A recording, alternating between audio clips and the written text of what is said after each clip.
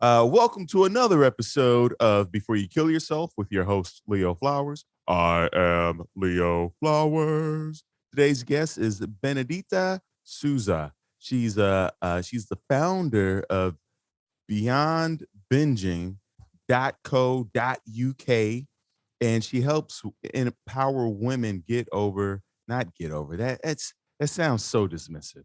She helps women who struggle with binge eating and other eating disorders. Uh, Benedita Souza, welcome to the podcast. Thank you for joining us. How are you today?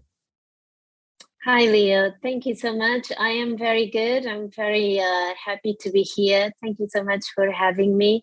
Thank you for the wonderful introduction. And it's not getting over binge eating because, like you said, it's a lot more than that. So thank you so much for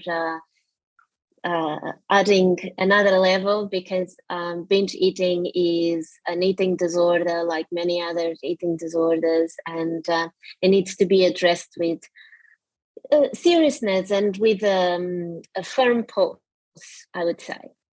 Absolutely. There's so much research out there, and not enough research, I should say, about the link between binge eating and eating disorders and suicidality.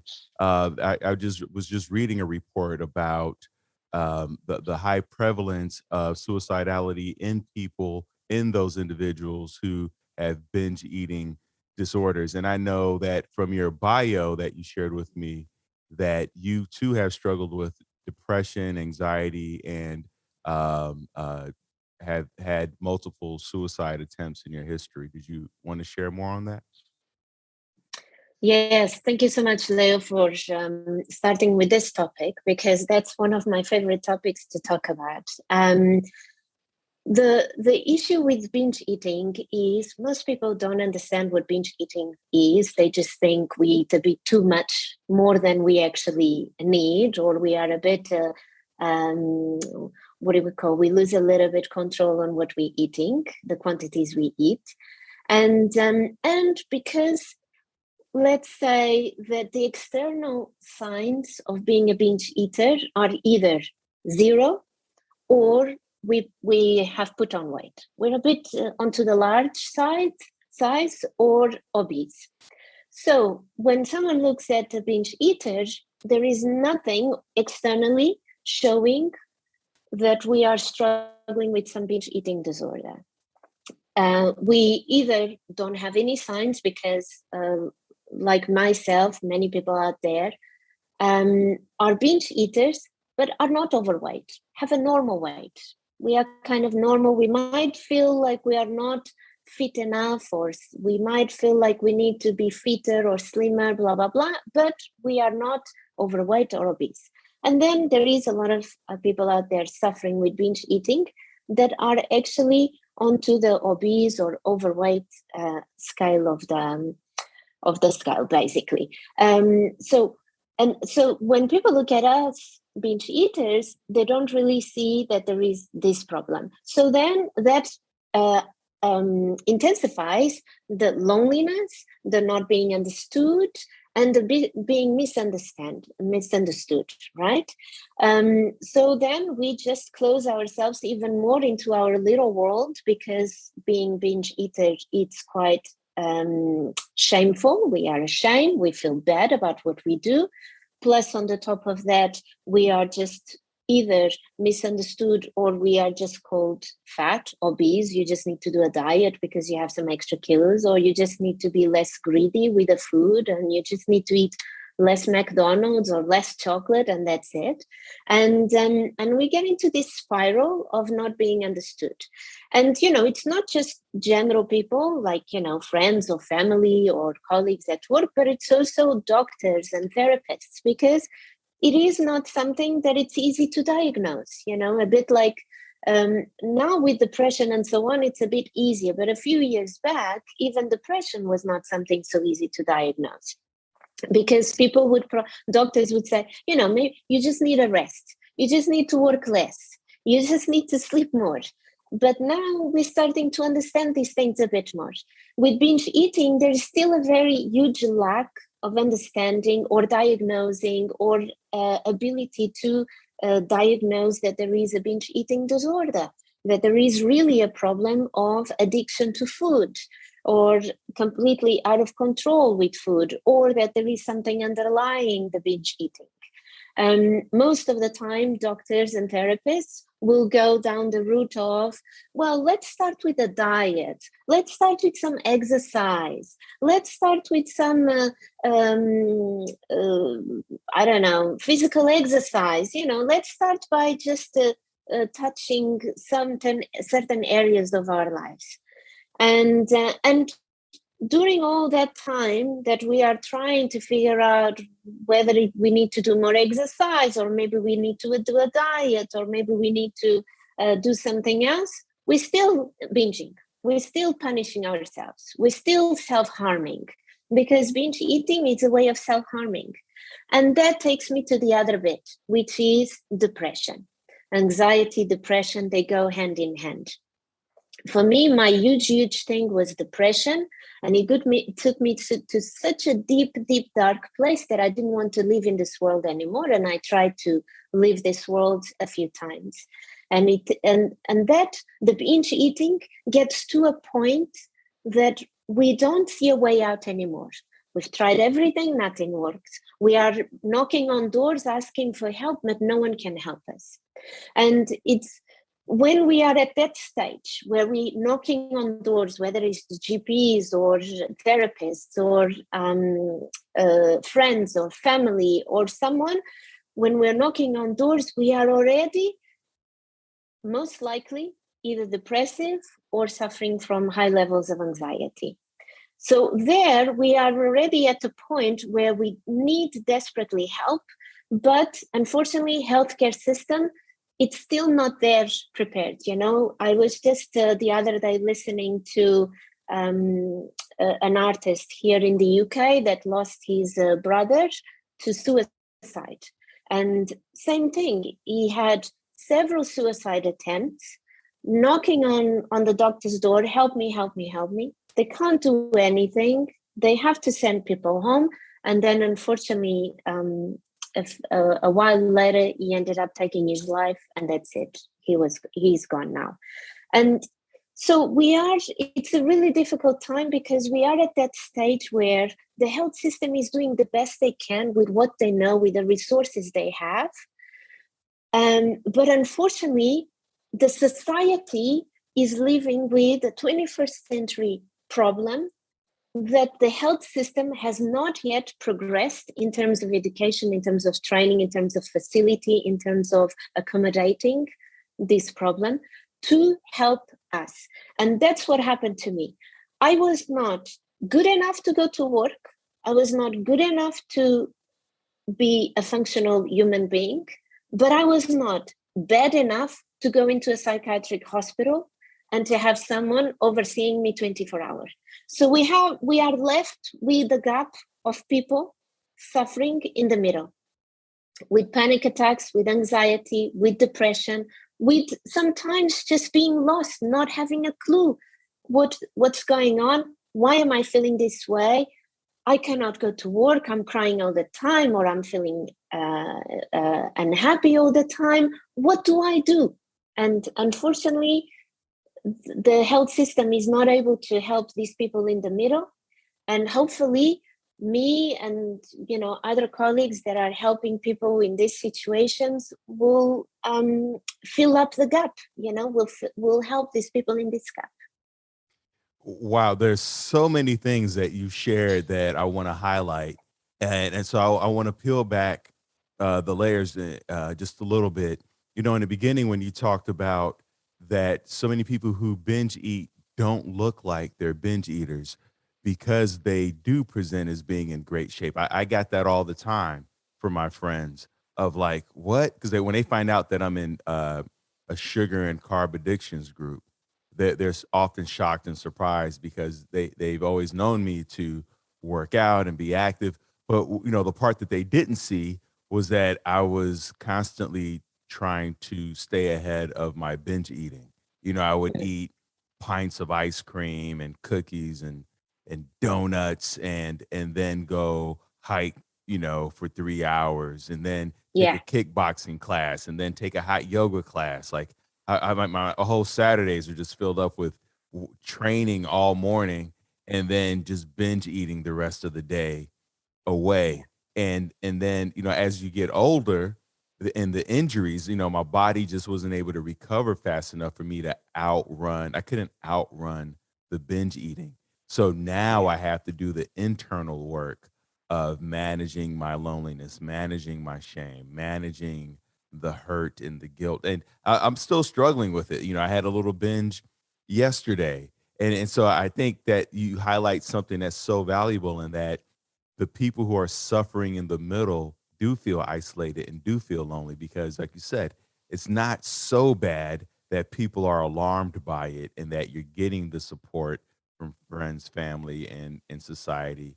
And but it's not so good that you're able to feel like you can function optimally.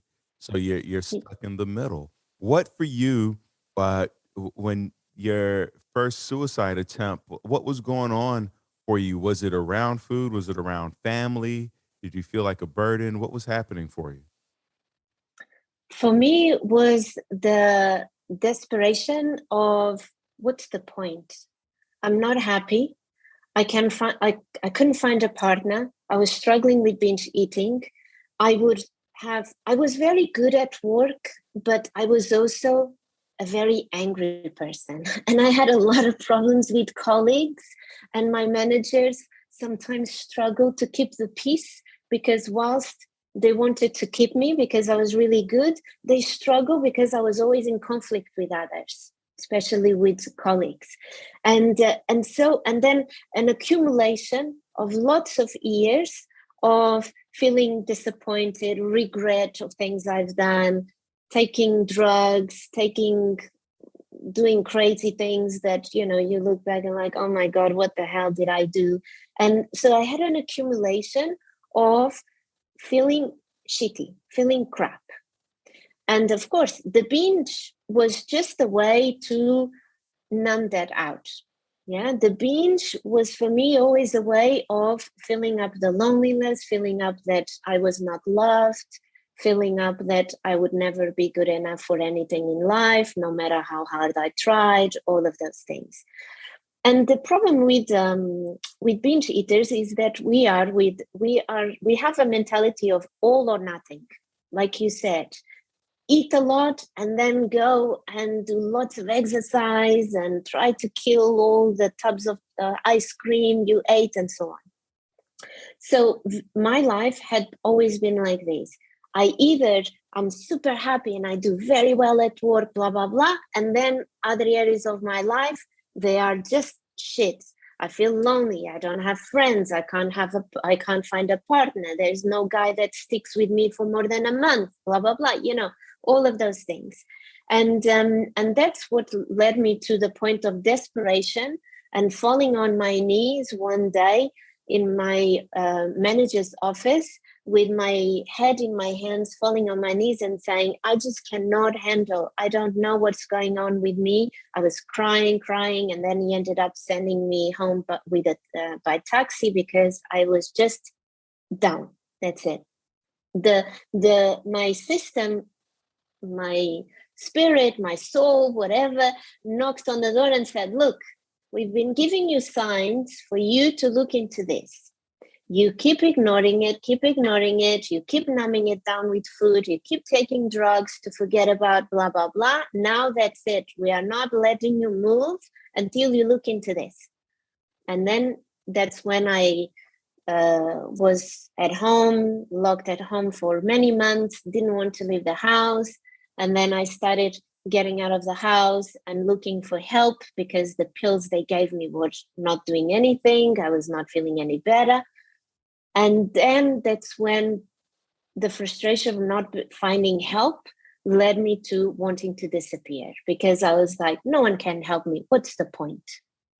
And then I was just feeling more and more lonely because I couldn't find the help. I couldn't fix myself. I couldn't figure out a way out. And just feeling like no light at the end of the tunnel. If there is no light at the end of the tunnel, what's the point of living? I might as well not be here, because what's the point?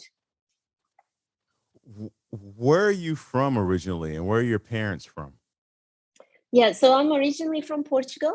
My parents are also Portuguese, and I came to the UK when I was 23, just out of some quite spontaneous decision that Portugal was.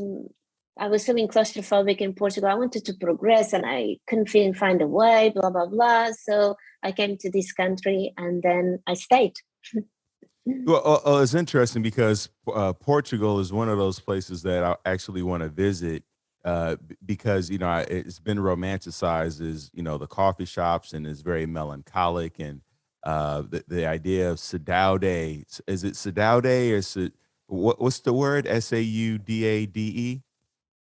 Saudade, Oh, saudade. can you share a little bit of what that is? Yeah. So saudade is an emotion, is a feeling that it's like when you miss someone.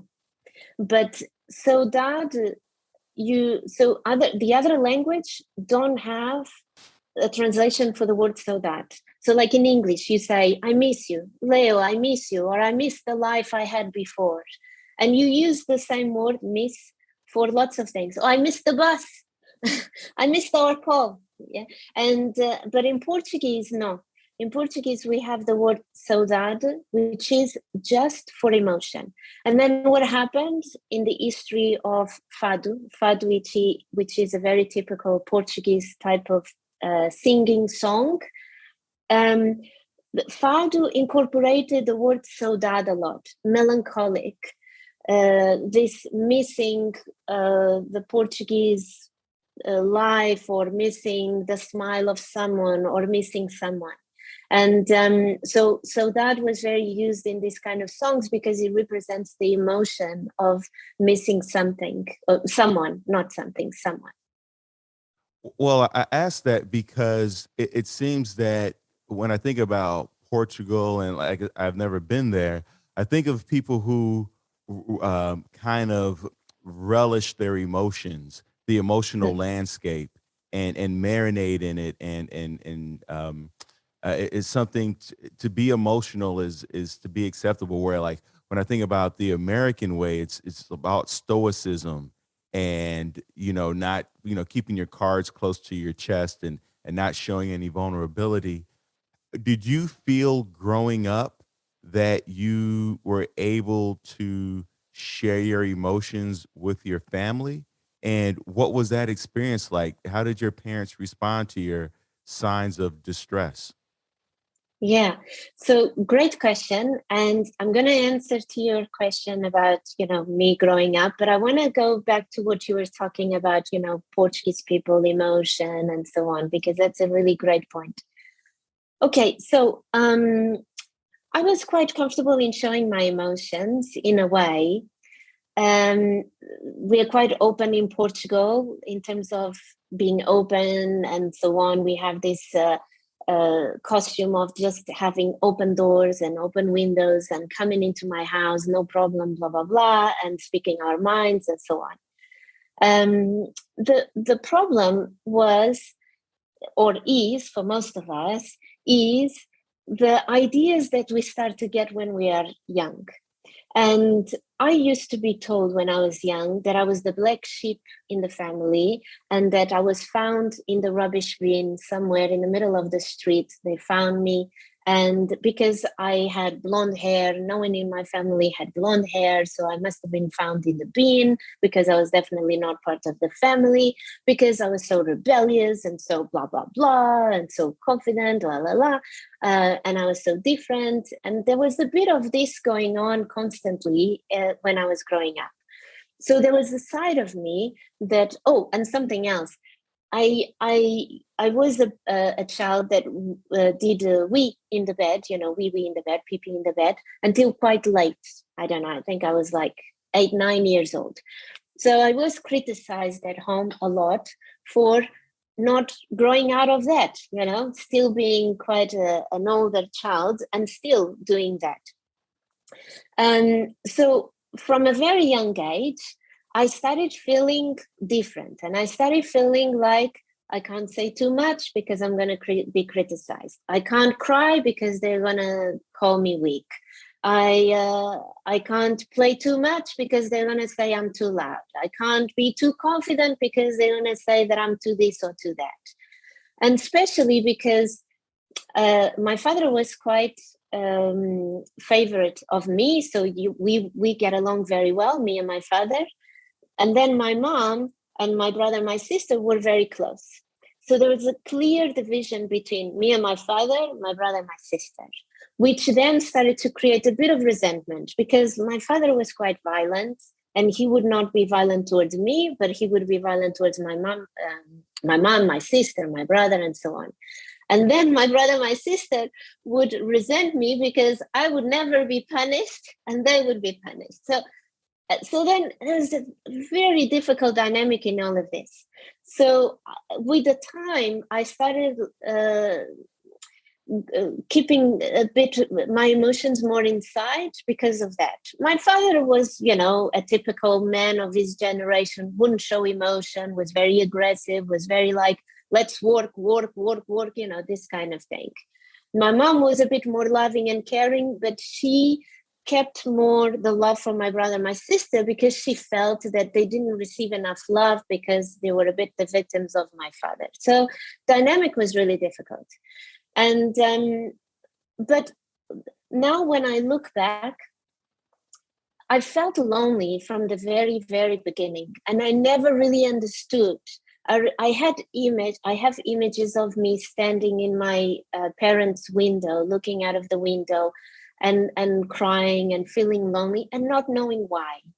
And my parents always had their own businesses, and when my brother and sister would go and work with them and I was still too young to go, I would stay at home alone. So I was probably 7, 8, 9 years old, 10 years old. I would stay at home alone and I would feel really lonely. I remember feeling really lonely. I couldn't have my neighbors coming to play with me, and I would turn to food. I would look for biscuits, anything, just because I was bored and I was feeling lonely.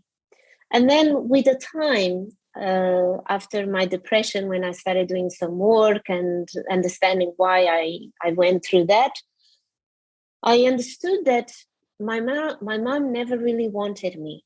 When she knew she was pregnant of me, she didn't want. She cried. She wanted to abort, but they didn't allow her, and all of that. And later on, I've learned she didn't want me because she had 2 really difficult pregnancies with my brother and my sister. My brother was super heavy. My mom had to work until the last day, and she couldn't handle. She had my sister the year after she had my brother, and the year after she was going to have me. 3 pregnancies very close to each other. And my mom almost died from my brother's pregnancy. So she was scared of dying from being pregnant with me. On the top of that, her father said to her, if you get pregnant again, you will not enter my house anymore. For them was a bit like, you just got married, or already having 3 kids, people living in the countryside in Portugal don't understand some of these things, blah, blah, blah. So there was a lot of influence and there was a lot of negativity around my mom being pregnant a 3rd time, 3rd kid in 3 years, and all of this. And also my grandparents already knew my father was a violent man, and there was already some difficult things between my grandparents and my father and so on. So I grew up inside of my mom's womb, not being wanted, not being loved. And now I understand that grew up in my body, in my cells, in my feelings, my whole life, until I understood, until I clearly understood, and I had a conversation with my mom, and I heard from her what happened and all of those things. And that was like freedom. Like, understanding where sometimes I did a lot of one night stands when I was at my lowest point, and I'm not embarrassed of saying, because I know a lot of people do that, because I needed people and I wanted to be loved. I just wanted to be loved. So I was trying to find a guy, so you do these crazy things. And I'm not embarrassed of saying this, because when we get to certain low points, we do anything, whether that's taking drugs, whether that's binge eating, whether that's one night stands, whether that's sleeping outside, whatever it is, lie. We do crazy things with the need of wanting to be loved. And that for me was great too. I hope I answered your question. It was a bit kind of a lot of information. You know what? You answered it wonderfully, and it actually brought up almost tears to my eyes, because then it made me think about my childhood and some of the things that I experienced. I might have some new listeners on this episode, but when I was 9 years old, I told my mom that I wanted to end my life, and looking back, it's because I felt like a burden, and I couldn't. Mm. And then I always wondered why, and I just realized that I forget how old I was, maybe 8 or 7. My mom told me that my grandmother wanted my mom to abort me. So from a young Yeah. age, I knew that my mom wanted me, but my grandmother, for certain reasons, thought it would be best for my mom to abort me. And I'm not saying that that's the only reason, but I'm sure that there were circumstances while I was in the womb that I was eavesdropping on and picking up on, Yes. and just elevated the cortisol levels. When we talk about environment, we forget that our womb is the first environment that we're exposed to, and probably the Yeah. most. And, Yeah. what the conditions are in there determines, or helps to shape, how we start to view and navigate the world. Yeah. S- So at the age of 23, you moved to the UK. um you're starting this new life, and what kind of job was it, what kind of work did you do that you were in such conflict with the coworkers? So the first job I got, which was my savior, was an amazing job. Never done it before. Was as a receptionist in a hotel. So my English was good enough to start working as a receptionist. And there was not so much a problem in the beginning, because it was a small team, and I had my problems with English and so on. So there was a bit of sometimes miscommunication, because everyone knew my English was not the best, and all of that. But about 2 years down the line, when I started progressing in my career, and I had to, my English was a lot better, and all of that. That's when I started to realize the conflicts with the team, and not only the team. Even with friends, I couldn't sustain a friendship for more than 6 months, and then it created this habit of having very vague friendships. Then I started to just have, I don't want to get too close to these people, because then they don't understand me. Then I might say things that they get all hurt and this and that. So, just keep it vague, keep it superficial. And hence, as well, a lot of the meeting people, one night stands, drugs, and so on, because just keep it vague, keep it superficial. So you mentioned drugs earlier. What kind of drugs were they, some of those prescription drugs and street drugs? Give us the full menu here. Yeah, yeah. Ecstasy was my favorite one, and it's funny because I've done cocaine and marijuana. I've never done like prescription drugs, because in Europe it's not like so easy to get those things back in the day, especially when it wasn't available online, nothing like that. But it was recreative drugs, So we used to do a marijuana or hashish, ecstasy, cocaine. But for me, my favorite one was ecstasy. And why? Why do you think, well, my favorite one was ecstasy, Leo? Have a guess. I would assume it gave you the permission to to express yourself fully, to experience the high highs and the low lows that you had been suppressing or had learned to suppress from your childhood. But I've never done Yeah, X, so I don't know I know. Oh, specifically. very good. You sounded like an expert. So, and also because is the drug of love. It makes you feel in love with everyone. It makes you feel like you're being loved by everyone. You know, like anyone, when you go out and dance, everyone is in love. And that was for me my favorite one. I exaggerated a little bit on that. So, I know that when I look at your website, beyondbinging.co.uk, you talk about a 5-step process. Before we get into that 5-step process, what are things that people do that are setting them up for failure to relapse and go back into binge eating? What do they think that they are doing so right, and then it's just setting them up to binge eat all over again? Yeah, I'll give you two very juicy, very good things, which is one, any type of diet, whether that's no carbs or whether that's calorie counting or whether that's restricting the quantity of food that they eat, whether that's controlling eating just healthy food, not unhealthy food, uh, any restriction, any control, focusing on food is the worst thing to do when we are wanting to break free from binge eating. The second juicy one, which is very misleading, is reading books. Oh, I'm reading this book and now I understand. Now I understand this and I understand that. No, no, no. Oh, this book is really good because now I see why this, why that. The thing is, we can learn anything nowadays. You can learn it from YouTube, you can learn it from books, you can learn lots of things. But if it stays just here, it's not useful. It's the integration For our audio listeners, she's pointing to her head. ahead. Yeah. Yeah, yeah. If it stays just in the head, it's not enough. We need to integrate it.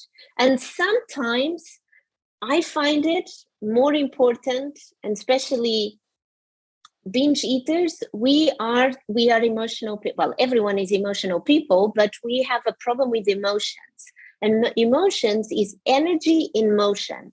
So we need to integrate things. We need to get them into our bodies. We need to get them into our physicality. We need to get them into our reality.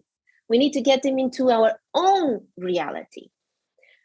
When it's in our heads, and I'm pointing out to my head for the listeners, when it's in our head, that's where it stays. And plus, stays in our head in the words or in the experience of someone else, the person that wrote the book. Yes, you can learn about, the technicalities of binge eating and the carbs and the sugars, blah, blah, blah, all of those things. But then doesn't go beyond knowledge. That's makes so much sense. There's a author Yuval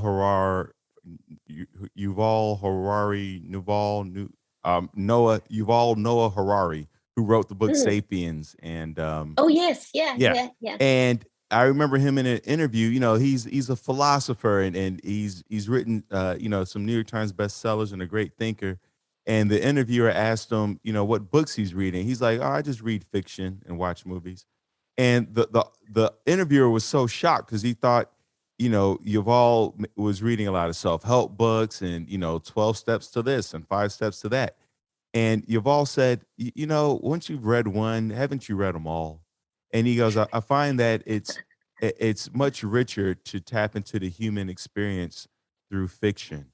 You get a much deeper understanding of human beings and people.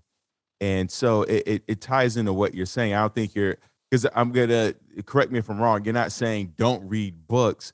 You're saying in terms of thinking you're going to find a solution just in some type of self-help book typically is not Correct. enough, because it's going to put you in your head, which is where you were anyway, which is part of the problem. And we need to Yeah. get you in your body, because that's where the emotions are. Absolutely. Yeah, yeah. Thank you so much. Yeah, exactly that. We need to get them out of their head. And yes, of course, like you said, reading books, knowledge, it's important. But it comes to a point where we don't need more reading. We don't need to learn more about binge eating. We need to start integrating the things that we learn. And that's the part where most of us struggle.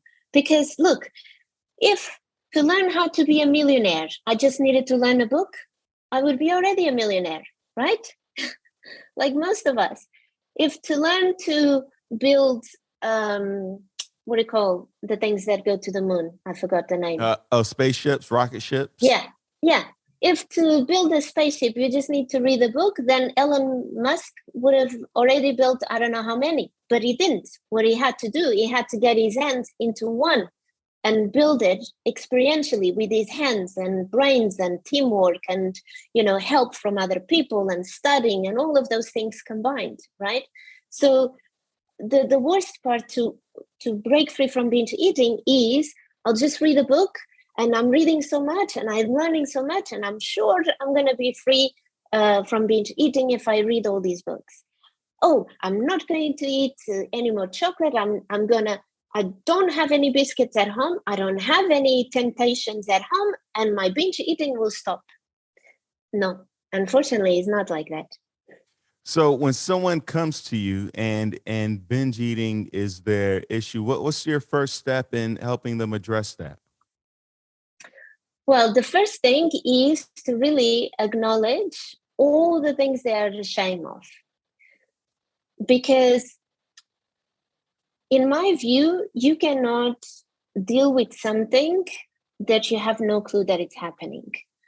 And that's why in my progress, in my journey, in my understanding of my problems and my struggles, until I was not really face to face with it, seeing it in the mirror or seeing myself in the mirror, until I kept saying that it was other people's fault, until I kept saying that it was my colleague or my manager or my work or the weather or my housemate or my mom or my sister, until I kept pointing the finger at what was happening outside of my life, I would not progress. I was stuck. I was stuck. So the first thing is we're going to work on let it out.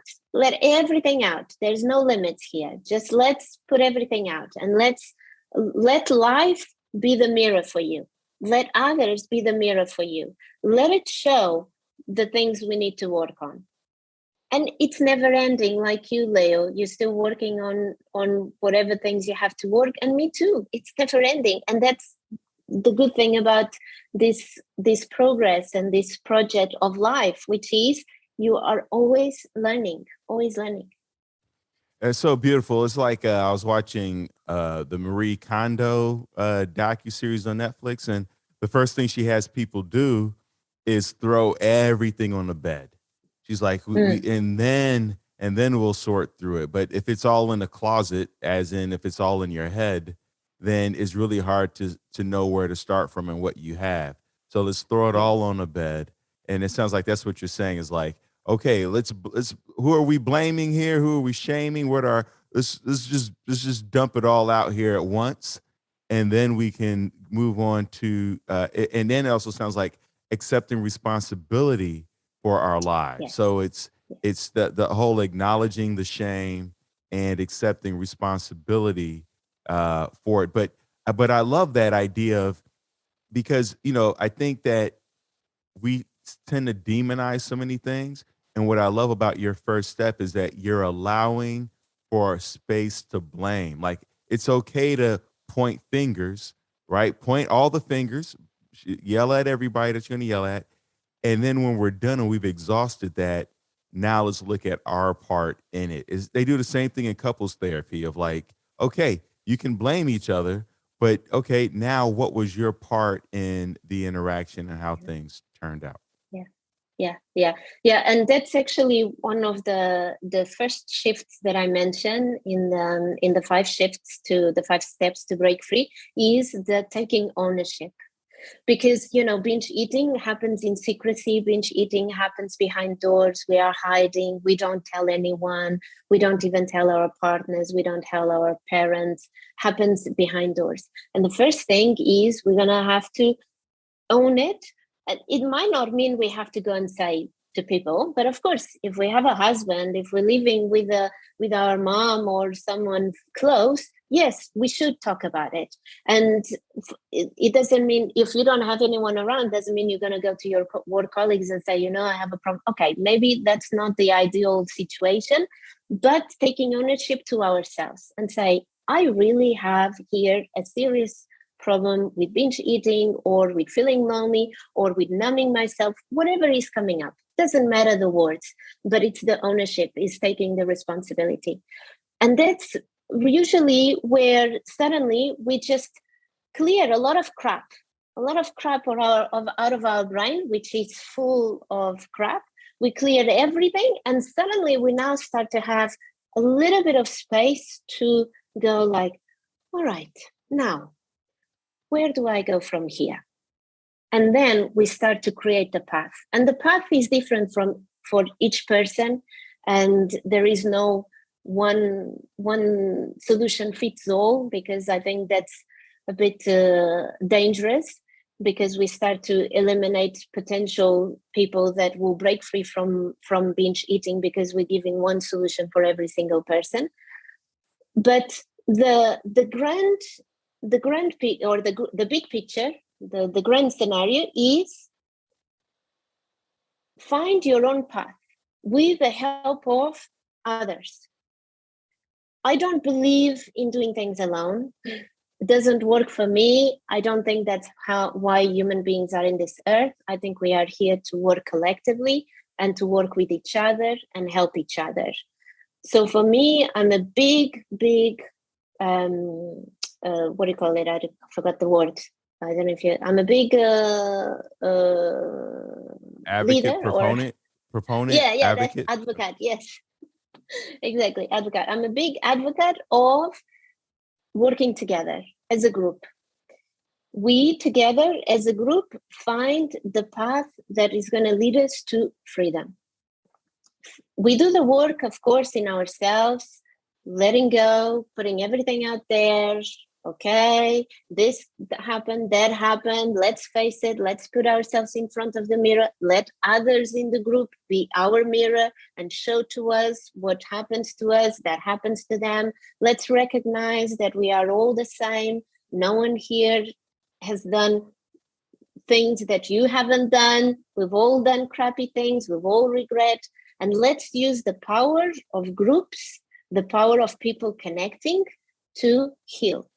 That for me is huge. So who was that person for you, right? Who did you go to on that, in terms of helping you on that path to healing? So for me, unfortunately, back in the day, I didn't have one person.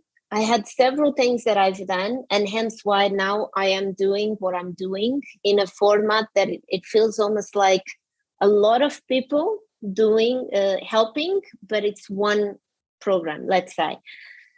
A few things that I've done. So I started yoga, hot yoga, like you, Leo. Started hot yoga. And I leaned into the yoga classes, group classes, big classes, lots of people, to feel connected so I wouldn't feel lonely, and to get into my body and get exhausted and feel my muscles and connect it to my breath. Hot yoga, then meditation. And meditation was tough. I struggled, but I persevered and I kept going, because I was like, if I don't do something about it, no one is going to help me. So I have to figure out a way. Meditation. Did lots of self-development courses like CBT, anger management. And I would just be looking for these things. I was like, okay, what can I do? What else can I do? What else can I do? And then my manager was huge, super important, that helped me in getting back to work and allowed me go back to work do my mess ups, take some time off, go back to work, do my mess ups. And friends, had really good friends that stuck with me throughout the process and supported me. And then it was just, I just kept going, finding different things I could do, people that I could listen to, go to seminars, go to programs, do programs that would help me figure out this a better way to live. And so basically now, in the position that I have, I created this program that has all of that in one, rather than going all different ways. I love that. Because, I was going to ask you, if you're going to these seminars and workshops, I assume there's a lot of reading to be done. But it sounds like if we're going to do self-help reading, then it's more effective to do it in groups and workshops where you're not just getting the information, you're getting the human connection, you're getting the bonding, you're getting the community, you're building friendships and networks. And you're you're realizing that you're not the only one doing this, because I think a lot of times, and I would even imagine this from my podcast, is that there are people who listen to this podcast in secrecy. They're ashamed that they have to that they are listening to a suicide prevention podcast, and what will their friends think. And I would assume the same thing would be for, if you have bought a book on binge eating. You're like, oh, am I the only one reading this? I won't want somebody to see me buying this book. But when you're in a class or a group of 50 or 100, or, Tony Robbins is, I don't know, like Yeah. thousands of people showing up, that's what you're paying for, that oxytocin, that ecstasy, that jubilation. And then those memories stick in your tissue, right? Because it's visceral, it's emotional, versus sitting down to read something in solitude. Yeah, and also one of the things that I've done that got me really frustrated was counseling for more than a year. So when I got to the point where I was like, this is not normal, I cannot be eating like this, something is not quite right. I reached out to the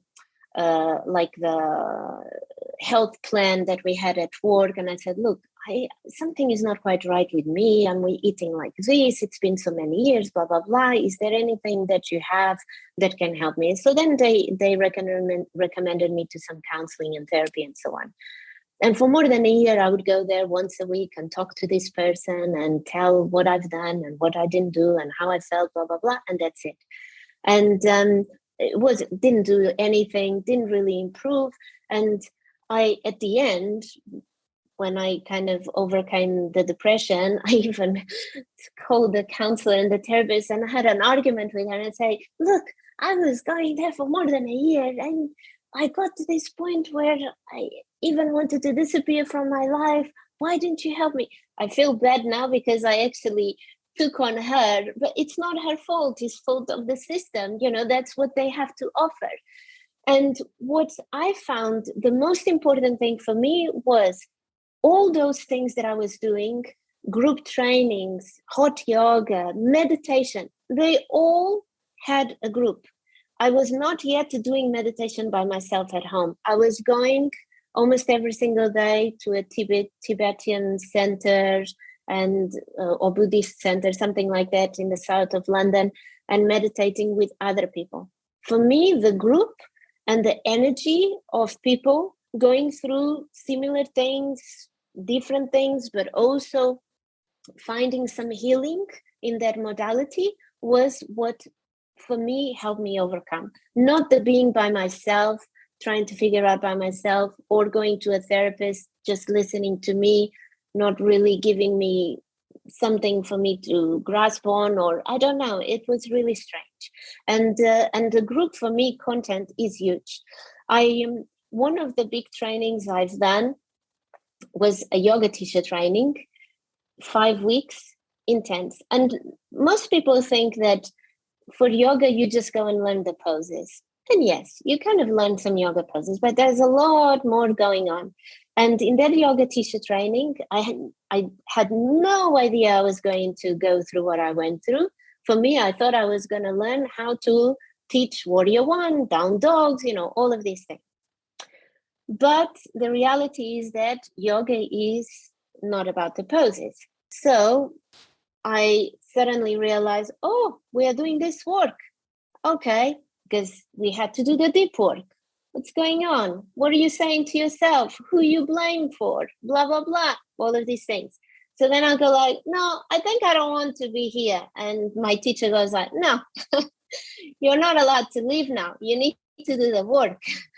And I cried and I cried and I did the work. And that was the best thing because there was other people doing the work. There was other people going through the same. There was other people you could relate to. And I felt so at ease to have my breakdown, to cry, to let it out. Even my depression, I was hiding for a long, long time. I was hiding that I had the depression, that I tried to kill myself, all of those things. And in there, I opened up because I didn't feel judged. And for me, that has a power of liberation because now I don't have all that poison that I'm hiding from myself and hiding from everyone else inside of me, poisoning even more, piling up with the shame and the guilt from binge eating and the regret from all the crap that I've done, from the one night stands, from the drugs, everything. Now I opened and the venom and the poison starts to release. And that for me is super important. I love that. And so we shared the first step. What's the second step in your 5-step process for helping those uh, manage their binge eating? Yeah, so I've already touched lightly here, which is food is not the problem. Yeah, so that's one of the steps. Stop worrying about food, stop thinking about calorie counting and all that. That's not the problem because many, many people do diets for all their lives. And then the day that they cannot do diet or they stop diet, they are back into the binge eating. So that's the second one. Food is not a problem. Food is not the problem. Yeah, they say that in my meeting is that food is not the solution. And Yes, now as that well. you're saying it, it connects more. They've been saying that for years, and I was like, what? And now, and now that you shared it after sharing your story, I'm like, oh, okay, I get it now. And that's sometimes how long it takes to receive a message. Something Mhm. seems so simple, and it could just take time and years. And so, what's the third step? The third step is the gap. It's what I call the gap method. And the gap is a process we learn where we get to a point where there is a gap between thinking, I want to binge, and the action. So the thought and the action. And as human beings, we have that potential. It's almost like the matrix. We are able to see ourselves in this slow movement, slow mode, where we are aware, I want to binge, I want to stuff myself with food, I want to pile up all the food in my plate. But then there is this space that allows us to go like, do I really want that? But I actually don't want to binge. I want to stop the binging. So I'm not going to binge. Or actually, I want to binge today. So I'm just going to binge. Whatever it is, doesn't matter the decision. The most important thing is the gap. The more we are able to have this gap, the more often in the day, the longer we are able to sustain it, the more freedom we have from binge eating, and so many other things. I'll give you another example. In the case of me, that I was very angry and I would be very sharp at work and I would answer my colleagues, sometimes not very nice and all of that. If I, at the time, was able to have the gap before being sharp, before answering in ways that are very defensive and starts to create bad atmosphere between colleagues, if I had the gap, I would have chosen not to answer that way, because we all know that, answering in a sharp way, it's not going to help the situation. But the problem is that as human beings, we are constantly, and most of us, we are constantly in this stress, in this fight or flight situation where it's like, that's it, let's get it done. Okay, let's go, blah, blah, blah, blah. And we have lost this space between thinking and acting. And that's why so many misunderstandings and arguments and fights, road rage, all of those things happened. We've lost the gap. And that's for me, the most important component as well. Yeah, Viktor Frankl talks about that. Between stimulus and response, Yeah. there is a space for transformation, and that thinking has helped me in so many different scenarios, not just with eating, but like you said, in reacting and road rage and breaking down and just catastrophizing a situation. And so what I love about it, and please correct me if I'm wrong, but it sounds like you're allowing for the space to binge, if that is in your place, versus a lot of programs, don't allow space for that. They Mm. will punish you, or in some cases I've heard people being dropped by their sponsors for falling off the wagon. So can you speak more about that? Yeah. So here it's not about what you do, but it's more about what you are conscious of. What we want is to rebuild the muscle of being conscious of every action. Okay, you binged, don't worry. Tomorrow is another day, we can start again. As long as we are building the muscle of being conscious of the choices we are doing.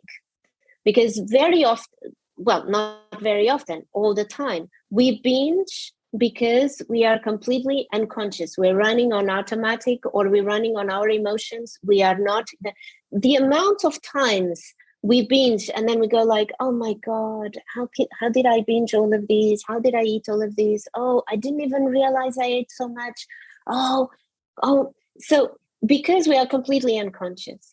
And what we want with the GAP method or with the process is to build the muscle of being conscious. The more we are conscious, the more we raise our conscious decisions, the less we will do it. Because when we are conscious, we don't do things to hurt ourselves.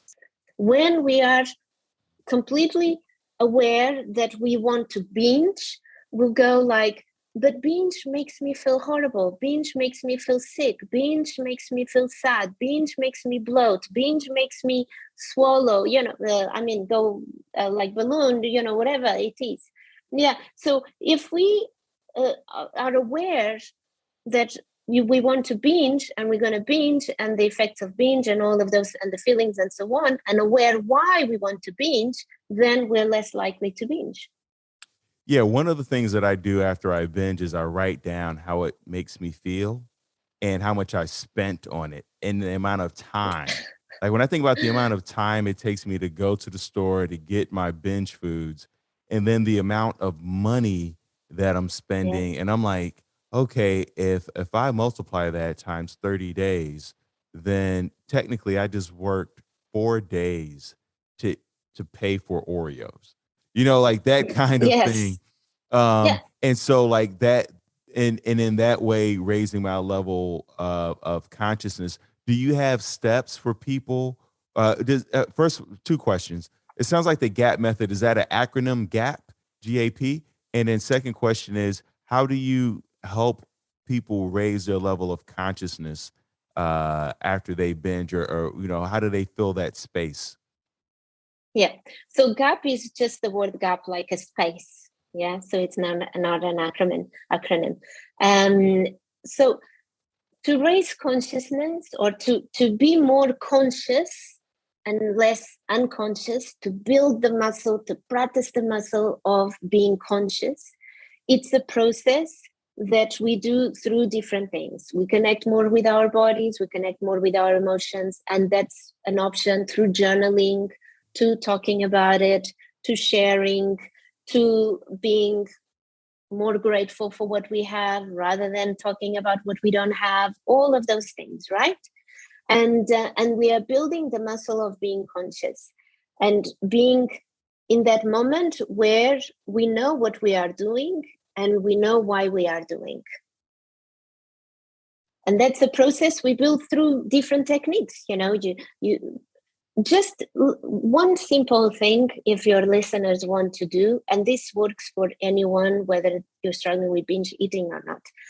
You might even be someone working from home that struggles with being stuck in the computer working for many, many hours. And then when they stop, they feel heavy, they feel lots of tension in their body, in their head, because they just spend 3-4 hours in front of the computer, not moving their bodies, not drinking water, not anything.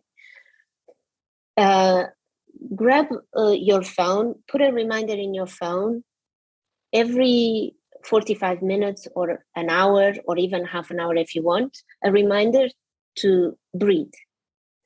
And when I mean breathe, you literally stop whatever you're doing. Okay, if you're on the phone with someone, finish the call and then stop, sit back on your chair, close your eyes, and take about 5 or 6 deep breaths.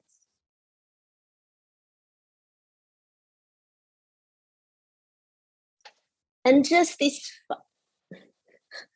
didn't want to interrupt you, Leo, but good. Thank you for just these 5 or 6 breaths interrupts the running on unconscious, right? Because whether we are driving, whether we are working, cooking, talking to someone, binge eating, drinking, taking drugs, we are running on unconscious. We are doing it out of habit, doing it because we are going for that to cover up for something else, right? The stopping that in whichever way you want, whether that's doing a few breaths or that's getting out of the house for a walk around the block, whether that's doing some stretches with your body, leaving the desk, it's going to break. And every time we break the subconscious, we are just building more the muscle to be conscious. And when you're conscious, you make better choices for everything. You choose better the words you're going to say to the person that you're talking to, so they don't get hurt by what we're going to say. You have a better conversation with your partner if maybe things are getting a little bit heated up, an argument heated up with a partner. You have a better conversation with your colleague at work. You choose better the food you're going to eat. You choose maybe instead of watching Netflix to read a book. All of those things. I was going to say, it sounds easy. It's not easy, but it's simple. It's simple. Sometimes we just want to complicate a lot and we want to get all these techniques, but actually it's less complicated than people make it to be. It's simple, but not so easy because no one teaches this. We are not taught these things in school. And as grown-ups, we are having to learn things we should have learned when we were kids. Yeah, it definitely is unfortunate that we do think the more complicated something is, then the more effective it is. People are trying to multiply their protein. Is it 0.5% of my body weight, mass index, blah, blah, blah. And that gets challenging right there. Yeah. I know we're running short on time. So can you please, the last 2 steps, 4 and 5, and then where can people find you? Yeah, so the next one is practice. Practice. Most of us have been binge eaters for 20 years.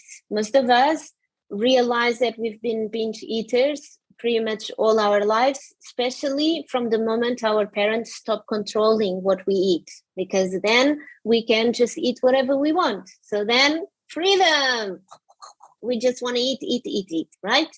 So practice, because 20 years of binge eating is not going to go in a week, is not going to go in a few days or in a few hours. And you might start to do the first few steps in a few weeks, but then you still need to keep the practice going for a little bit longer.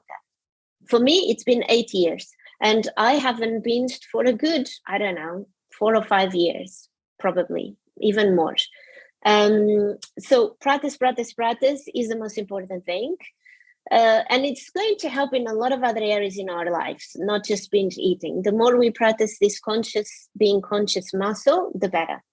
And then the second one is find someone to help you. It is not a journey to be alone or to do it alone. It is not. Simply, it is not. Even great athletes that run for the Olympics and run the 400-meter or whatever it is alone, they run alone, but they don't do it alone. They need a coach, they need the physio, they need this, they need that, they need a family, they need a friend. No one does anything alone. And if people think they're going to overcome binge eating alone, it's not possible. Even I could not do it alone. I went out to look for different types of help. So doing it with a coach, doing it with someone that knows the ins and outs, doing it with someone that knows exactly what's going to happen, how it's going to help you, and it's going to support you. It's going to know the ups and downs you're going to go through. It's going to know the struggles you're going to go through. That's the way to overcome. I love it. And how can people reach out to you and work with you? Yeah, so I am on Facebook, Beyond Binging, and on beyondbinging.co.uk. Anyway, if you Google my name, Benedita Souza, you'll probably find lots of things about me, even when I used to work in hotels, my previous life. And I'm launching my YouTube channel soon, Beyond Binging as well, very simple. So, and that's it. Well, I'm excited for that. I see you have a wedding ring on, so congratulations on, I'm assuming, the marriage. Yes, it's been scheduled for quite a few years now. Oh, it's an engagement ring. Oh, yes. Yeah, I think it's engagement. Is it in the wrong finger? I don't know. No, that's the right finger. That's the right finger. but you're reminding him. Yeah. Yeah. And then last question, and I ask this of all my guests. As always, imagine there's one person listening in who may be on the precipice of wanting to end their life. Before you kill yourself, what would you say to them? There's a way out. There is a way out. There's something out there. There's someone out there that can help you to figure it out. I know you want to come out of this. I know you don't want to do that. I know that you want to find a solution. So don't give up. Don't do that thing you want to do. Keep going. You're going to find the solution. Reach out to Leo, reach out to me, whoever, because there is a way. Thank you so much, Benedita Souza. Thank you so much, listeners, for tuning in. Remember, this podcast is not a substitute for you going to get help, for you calling the 1-800-SUICIDE or 1-800-273-TALKS or any of the other international phone numbers. If you live in Portugal, Spain, China, UK, Chile, wherever you live in the world, there are phone numbers for you. You can go to thrivewithleo.com for one-on-one coaching with yours truly. Let's get to tomorrow together. Thank you so much, Bene. No, thank you, Leo. It's been a pleasure. I'm so grateful. And thank you for the work you do. It's a super important subject to talk about. So thank you. I'm super grateful. Thank you.